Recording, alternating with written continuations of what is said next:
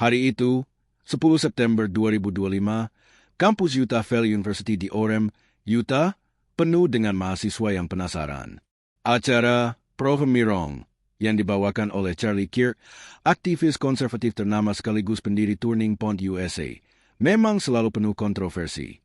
Di bawah terik matahari siang, mahasiswa berkumpul, kamera ponsel aktif, perdebatan panas mulai bergulir. Tidak ada yang menduga, beberapa menit kemudian, suasana akan berubah menjadi adegan kepanikan massal ketika suara tembakan memecah udara. Charlie Kirk ambruk, terkena peluru di leher. Mahasiswa menjerit. Keheningan kampus berubah jadi horor yang menelan satu nyawa. Dalam hitungan jam, nama seorang pria muncul sebagai tersangka, Tyler Robinson, 22 tahun. Identitas awal, usia 22 tahun. Tinggal di Utah, dikenal sebagai sosok yang relatif pendiam. Tidak banyak catatan kriminal besar, namun beberapa tetangga menggambarkannya sebagai pribadi yang menyimpan kemarahan. Latar belakang.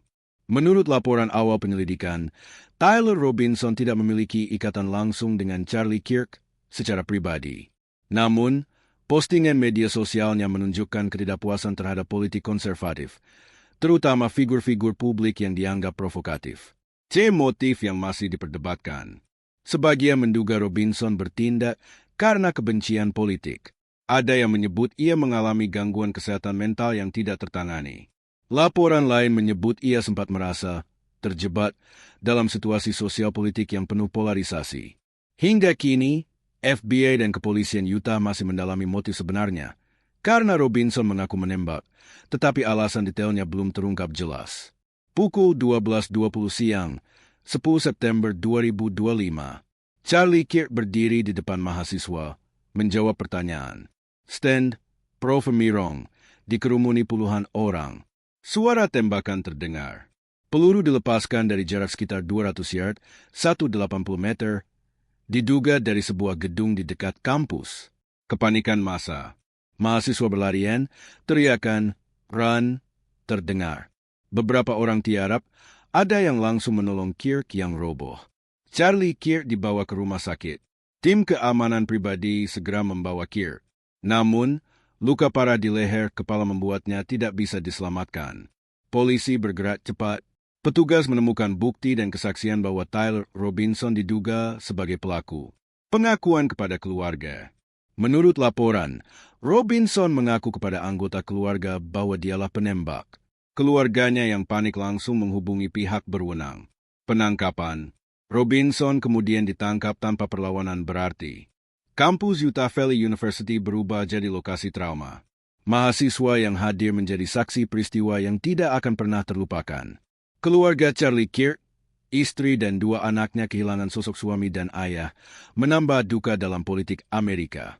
Publik konservatif Diaz merasa kehilangan figur penting. Banyak yang menyebut insiden ini sebagai serangan terhadap kebebasan berbicara.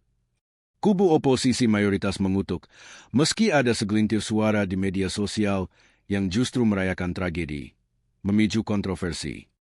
Pemerintah penegak hukum. FBI merilis foto-foto person of interest sebelum penangkapan Robinson. Jaksa Agung Utah menyebut kasus ini sebagai serangan terencana. Penyelidikan terus dilakukan untuk memastikan apakah Robinson bertindak sendirian atau ada dukungan pihak lain.